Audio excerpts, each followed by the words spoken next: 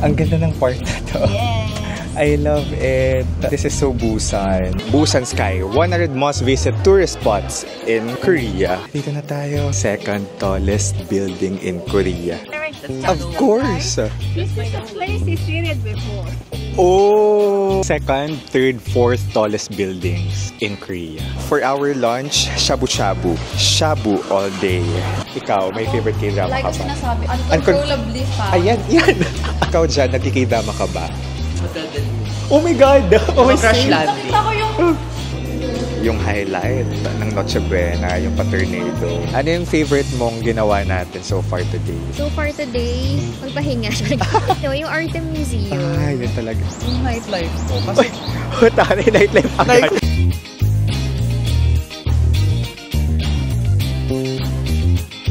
Good morning, guys, from South Korea. This is Dave, the Kuripo Traveler, and it's our first day here in Busan. And gusto kong ipakita sa inyo yung view natin from our hotel dito sa may Haeundae area. Ito siya, at 8 a.m. Busan at 8 a.m. Diba? Ganda, may bundok sa likod. May pagka laid back ang vibe talaga ng Busan. Kaya gusto ko to dito.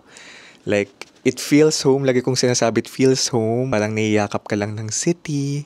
Ganon. So today, ang dami nating gagawin. Jump pack yung araw na ito. Kaya samahan niyo ako. It's a busy but definitely fun day ahead.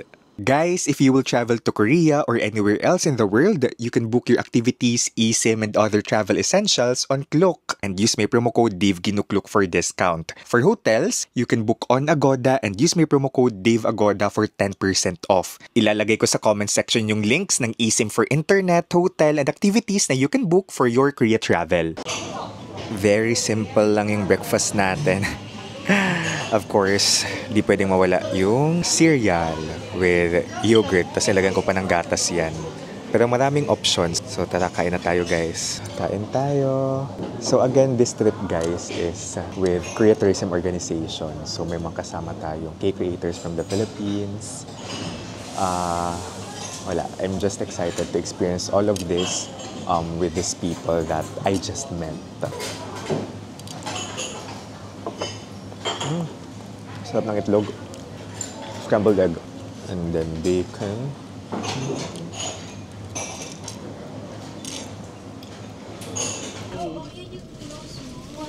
Good morning, Busan.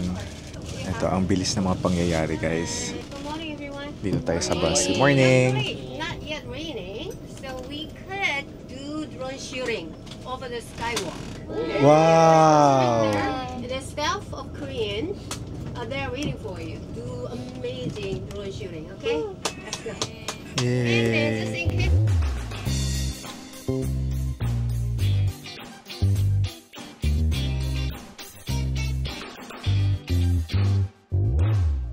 So, nandito tayo ngayon, this famous spot in Busan. Yan daw may dumadaan na train dyan. Pali-pali culture. Talagang pali-pali culture sa dito sa Korea. So, sabi ng tour guide natin, si Tita Sarah, may railway dito. So, sabi niya, kaya progressive yung Korea because of pali-pali culture. Kasi di ba may 4 seasons. Kailangan nila mag-prepare ng very fast for the next season. The pali-pali culture in Korea. Yung fast. Papunta tayo sa Skywalk now. So, from Cheongsapo Station, punta tayo sa Skywalk. Ang pleasant ang weather ngayon. Hindi very sunny, di ba? Medyo makulimlim kasi uulan ngayon eh. May cafe din dun sa taas. Oh. So, Busan is the second biggest city in Korea. Meron daw 3.3 million population dito sa Busan. Malamig. Kahit expected ko talaga na, summer weather na ngayon. Pero malamig. Aircon lamig ngayon. Dito na yung Skywalk. Yepo is beautiful. May pa-drone shot tayo dito, guys. Transparent.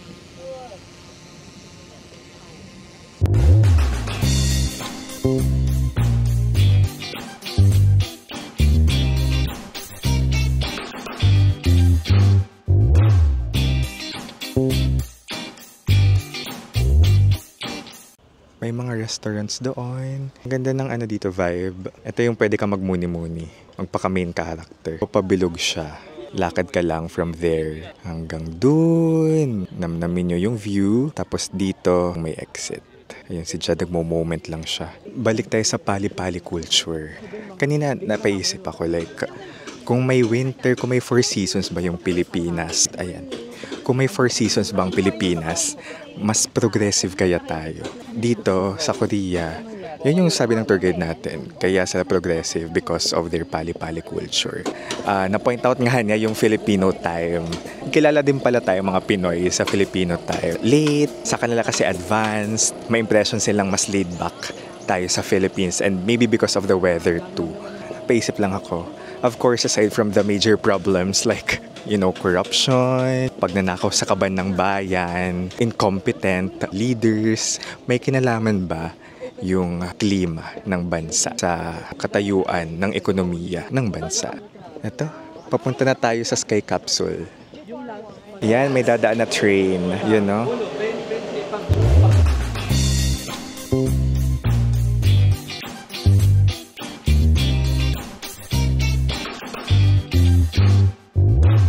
Ito na guys, sasakay tayo sa Sky Capsule. Ito lang yung nakita natin sa IG, Reels, 30 minutes ride. Ilan natin nakakapasok sa isang sa isang capsule? 4? Pang-4 talaga siya guys. Pero 3 lang tayo ngayon. Thank you! Ganito siya kabagal talaga. Medyo Ay, ayun. bilis ng onti pag nasa Diyan po ba yung baba or hindi? pwede kasing doon ka sa kabila manggaling. Okay. So slow lang siya. For 30 minutes nandito lang tayo. Mas ang dami pala. Bakit kanina may mahabang train? Dito din yung daan nun? Hindi. Ay, sa baba. Sa baba. Okay, yung mahabang train sa baba yun. It's nice. Relaxing lang siya. Tapos may view ka ng ocean. Tapos may lighthouse doon. Lakas mga K-drama. Pang hometown cha-cha-cha. Ang ganda ng part na to. Yes. I love it. Diyan yung dagat. Sa number 55. Number 5. Ay, true. Yun ang May marker. marker. Number Oo. 55. Kung gusto yung 52. photo spot. Or 52. Pero ganda din dun sa may Maganda rin doon bundok. sa in-between. Oo, in between. Pero dito, this is so Busan. Wangali. Guangali. Dito na yung stop. Mipo Station. 101 floors. Second tallest building in Korea. So from Sky Capsule, pwede na tayo maglakad sa Haeundae Beach. And below is the beach, right? Haeundae Beach. Haeundae. Haeundae? Haeundae. Haeundae. Haeundae Beach. It's difficult for Filipinos. I think it's Haeundae. Haeundae. Haeundae. Ayun na yung dagat. Yung dalgona pala guys, kasi may nakita kaming dalgona kanina. It's a Korean term, dalgona. So hindi siya English. Di ba sumikat yan sa Squid Game? Badada!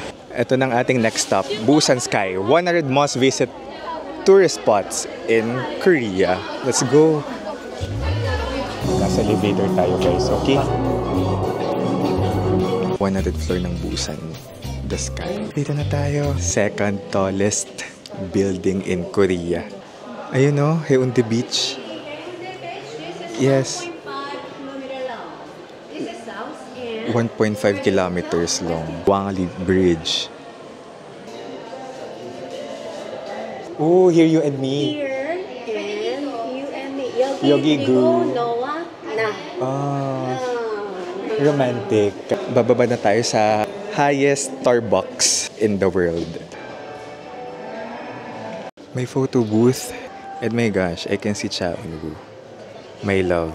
Ang nakakatawa dito, may mga designated na talaga, photo zones. Ito yung view natin. Ilang beses ko na rin ito nasabi sa mga vlogs ko. Hindi talaga ako yung makape. So kapag nasa coffee shop tayo, usually matcha in order ko. And I'm just there. For example, nagka-coffee hopping tayo. I'm just there for the vibe. Yung feeling of being in a coffee shop with the ambient sound, ambient music. It makes me relaxed. Nung college tayo, nagtitisis ako sa mga coffee shop. Kasi nga feeling ko, nakakahinga yung utak ko. Imagine, anyo nga sa'yo? We'll sit together? Nagmumuni na ako dito eh. Yun na yung moment ko eh. Maglalunch tayo sa may Haeundae. all-time favorite mong K-drama? Ano remember? War of the Sun. Hindi ko pa napanood yan. Sino nga yung actor niyan? Siya ba yung nasa... I am not a robot. Oh my gosh, hindi ko pa napapanood yan. Gusto mo? Okay, okay. I love that K-drama. Noted. Bakit? Kasi ano yan, meron siyang ability to remember things in 1 to 2 seconds. Tapos naging lawyer siya, naging... Park Min-young. Park Min-young. Ganda. Remember War of the Sun. Hindi ko pa napanood yun. Para sa'yo. Para sa'yo. Cha Eun-woo. Sarange. Namo sarange. Of course. This is a place he seen it before. Oh! Shincharo. Jincharo. Oh my gosh, dyan siya mo po. Naging tourist spot. Lagay ito, inupuan lang. Nakakaloka. Sabi dito. Sa Cha Eun-woo. Anjengguk. Anjenggut. Dyan siya umupo. Okay. Second, third, fourth tallest buildings in Korea. For our lunch, shabu-shabu. Shabu all day dito sa Korea. Let's go. Eto na po. Di tayo marunong mag-shabu-shabu talaga. Like, lagay-lagay lang talaga tayo dyan, okay? Ng kung ano-ano. Uy, kain naman kayo nung niluto ko. Thank you sa pagtaguyod sa amin, Mom. In terms of Korean food, anong favorite mo? BHC. Chicken. Yung favorite ko din is yung sweet. Sa BHC. In terms of Korean, chicken yung gusto nyo. So mag-struggle ka dito kasi maraming pork.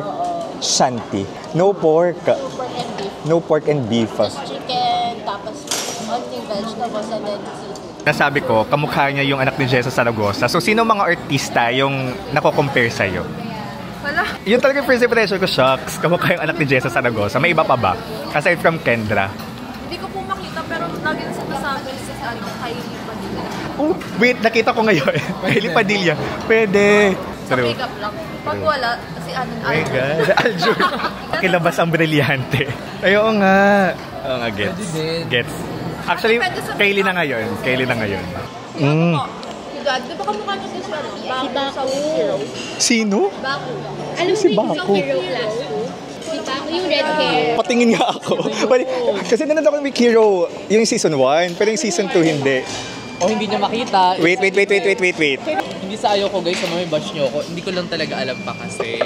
Pero gusto natin makita yan, kung sino yan. Kasi kahit nung doho. Ma'am, sino yung ma'am? Hindi ko din pero feeling ko pag makita ko yung itsura, matagal ang internet, diba yan, nabitin ako. Baku. Uy, actually. Yes. Diba? Yeah. Swear, like, Oo. Uy, nasa ano yan? 18 again. ayun. Yeah, pogi yan. Pogi ka naman talaga. Give natin sa'yo yan. Ay, okay. Nagko-comparean kami yung mga kamukha ng artista dito. Parang yung eyes. Yung pala yung kino-comment nila. Wait, totoo. Ikaw na to, B. Feeling nyo ba siya to? Triplet. Oh my God. Ay, hindi. So, ikaw, may favorite K-drama Like ka ko ba? sinasabi, uncontrollably fast. Ayan, yan. Mga tragic na... Oh, butotal ka masasaktan pala. Yung nailalabas ko yung emotion ko. Yung gusto mo umahagulgul ka. Ganon. Kaya rin siya tumatak sa akin kasi doon din niya nalaman na nagkaroon siya ng sakit. Oh, yeah. Di ba nagka-cancer siya? Opo, after nung movie nila. Kaya parang mas tumatak. Ikaw dyan, nagkikidama ka ba? Anong favorite mo? Wow, nag-isip. Ano po? Hindi yung magdadali. Oh my God! Oh my Crash God! landing. Nakita ko yung... Yung location? Yung boses ko talaga, Pang bata? Oo, kaya sinasabi ko rin sa mga tao, you may think I'm younger, maybe because of my voice. Ito, punta na tayo sa Art Museum. Yawi Labusan. Okay, you can take a KTX, Korea Train Express. Money, you Diyan make a lot of tayo, money. nagstay last time. Very new, right? The one is a bell. So, papunta na tayo sa Art Museum. So, ito yung parang interactive. Sa punta natin to last year. Isa to sa mga stops natin last year dito sa Busan. Yes. Dito ako naiyak. may part dito na naiyak ako.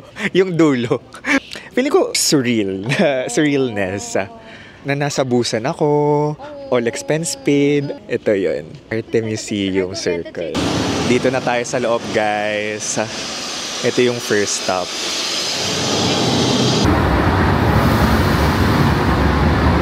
Ang bango naman dito sa loob. Ito yung next stop. Ang bango. May bulaklak. Ito. Yung highlight ng Noche Buena. Yung pa-tornado. Di pa ready. Ito ang next. Ang ganda ng tornado kanina. Napakaganda. Ito naman ulan. May paambon. Ganda. Pak.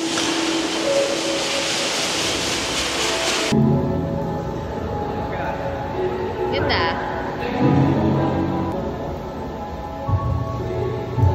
Isa to sa mga favorite ko. Itong moon. Pwede ka mag-draw. Pwede ka mag-draw dito. Tapos I think ka-appear dyan sa screen. Di lang I think, ka-appear talaga sa screen. Anong favorite mo so far, Ate Mimi? Hindi ko pa masabi. Ito so far. Oh. Kasi well made lang kasi. Ang ganda. Ang saya magsangre-sangrehan dito. Sangre Alena. Charing. Ito pala hindi ko nakita dati. Yeah.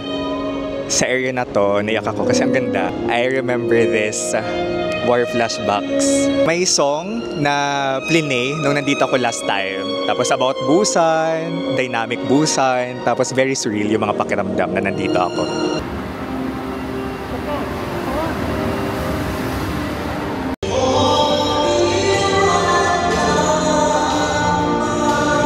Busan. Ito paglabas, it's a cafe. And of course, dito mga souvenir. This is a very nice experience kung gusto yung aesthetic, nakaka-relax lang sa eyes, aura-aura, arte-arte. Kaya siguro siya tinawag na Arte Museum. Charing. Main character moment. May ano dito pala, locker. So, pwede yung ilagay yung gamit nyo dyan. Okay? It's always a nice idea to visit Busan. Kasi for example, yung mga ginawa natin kanina except sa Arte Busan, di ko pa siya nagawa. My gosh, yung iconic sky capsule, di ko pa siya nagawa. And it was truly stunning. Kasi nakikita ko lang siya sa feed. Busog talaga tayo sa trip na to. Pinagkape, pinag-shabu-shabu, like buffet. Ano yung favorite mong ginawa natin so far today? So far today, magpahinga. Ano ba? Hindi yung yung Arte Museum. Ah, yun talaga. So far, kasi yun lang yung first time ko makita. Kasi yung iba napuntahan mo na. Yeah. Although, syempre, favorite ko always yung yung capsule. Capsule. Sunny or kahit kanina medyo hindi siya cloudy pero hindi rin siya sunny. So, in between. Sobrang ganda pa rin. But still stunning. Iba yung vibe niya talaga.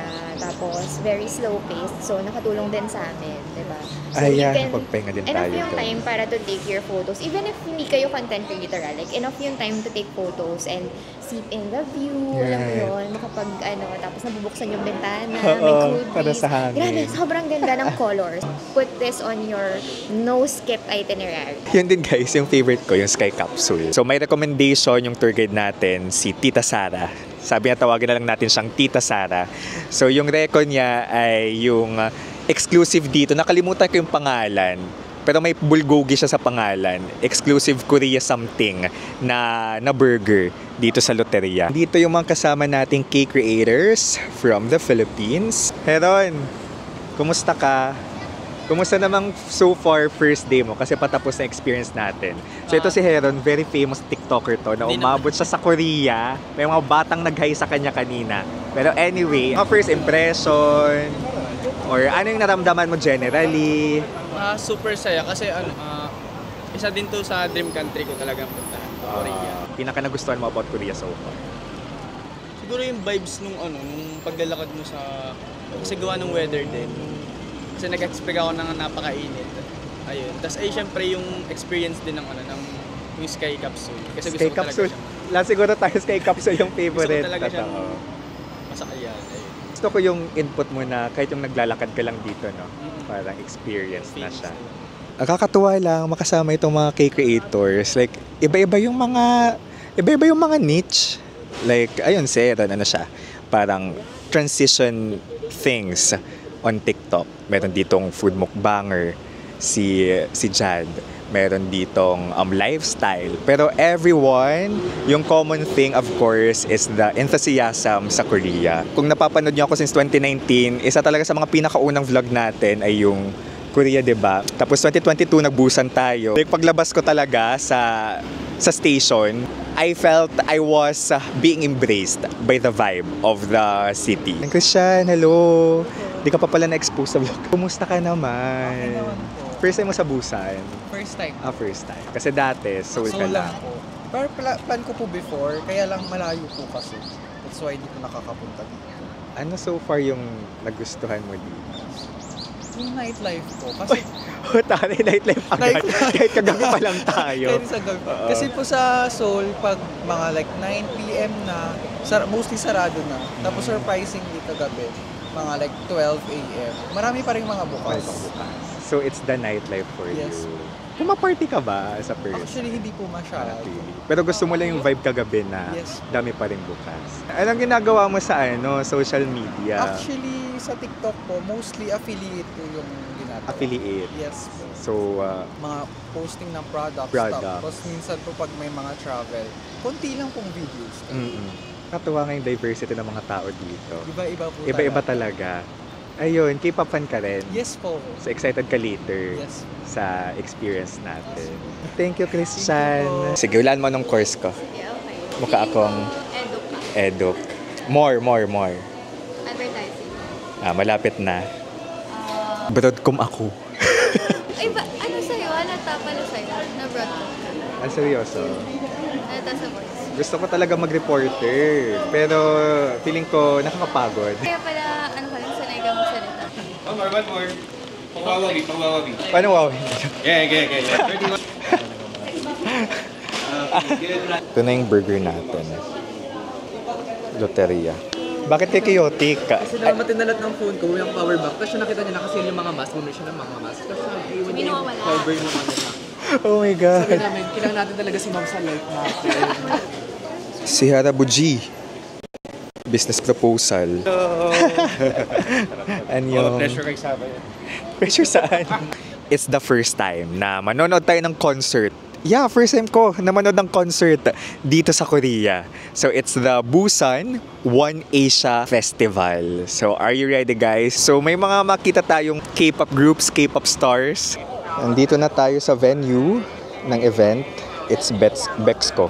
Kukuha tayo ng ticket dito sa ticket booth ng KTO. Maynila talaga. Very Tagalized. Nag-scan ng QR code for freebie.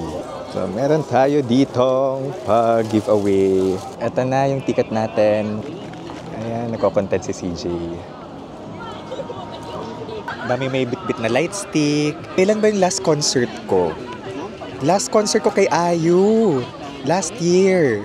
June din. Kapag may concert talaga si IU, hindi ko yun dapat ma-miss out. Kasi ibang level yung production. I think live. Live yung vocals ni IU kapag nagko-concert. Nasa loob na tayo, guys, ng Bexco.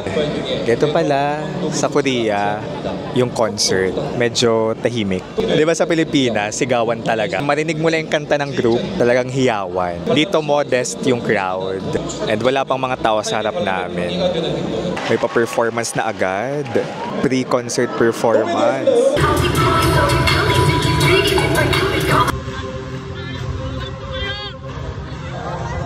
Babal! Naririnig lang natin ito sa home team! Bakit dyan siya, no?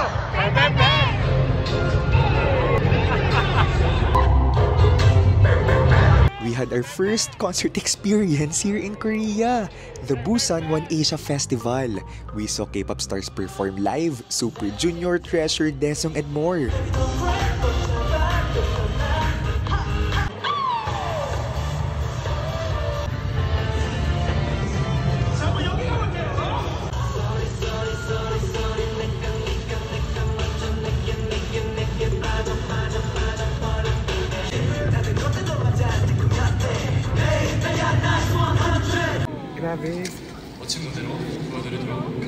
Natapos ang ating first ever concert experience in Korea with Busan One Asia Festival.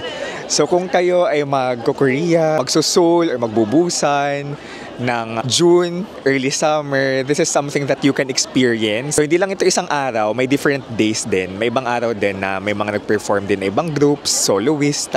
So across different generations talaga yung na-capture nitong event na to. Meron tayong Super Junior, meron tayong Desung of Big Bang, tapos yung mga rookies kanina na nag-pre-perform, uwian ng mga tao. Nasa hotel na ulit tayo guys. It's actually 2 a.m.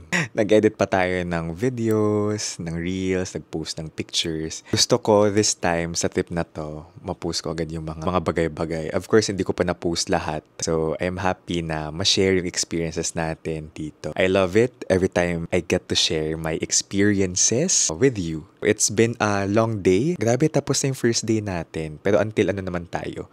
Until 17 with KTO. So, nakakatuwa. I think I've gotten to know better our K-creator friends. Ang friendly naman ng lahat. Mababait lahat. Hindi naman tayo big na creator. Just like what we had last year. Yung mga kasama natin, malaki sila sa mga bansa nila. Pero alam niyo, walang ka-ere-ere. They're just pure, very humble. Naramdaman ko rin siya dito. Walang diva vibe. So, naalala ko din yung sinabi sa akin ni V from Vietnam last year, na yung pagiging content creator, it's not being celebrity for her. Kasi si V, yung taga-Vietnam, siya talaga yung kahit saan kami magpunta guys. Ang dami nagpapapicture sa kanyang mga Vietnamese. Tapos sabi niya, it's a job similar to being a teacher. Hindi niya nilalagay yung sarili niya sa pedestal.